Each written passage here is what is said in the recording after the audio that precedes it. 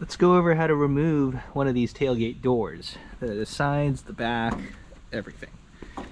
So first of all, before you take anything off, go to the rear of the vehicle and you will find a Phillips head screw here. This prevents the hinge from backing out on you, and remove that. The same over here on the left side. On the rear, there's one right there. And then on the rear of this one, there's one right there. Remove the screw, because otherwise you're going to ding the hinge pin on it and it won't let you come out. As you can see, mine are already out. I seem to have lost mine during the Mako repaint. Let me search my box, maybe I can find them, but they were pretty gunked up anyways. I might just get a new screw and put it in here. Let's remove them.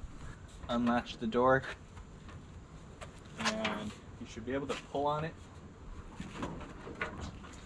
I might also put some lube on it before I put the door back on later. But you pull, the door comes right off just like that.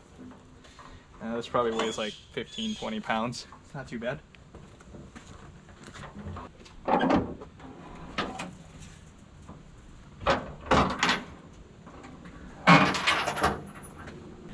I have to take the sides off first before I can get this one, I think. Otherwise this will hit the side door. Maybe not, if you're careful. But I gotta take them all off anyways. I'm gonna clean these up and do bed liner on the side.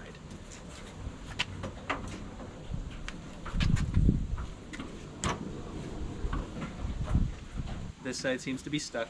I'm gonna give it a gentle tap. 2,000 years later.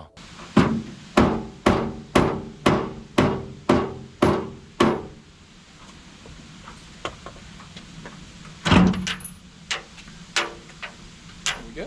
Door number 2. Use your trusty little hammer.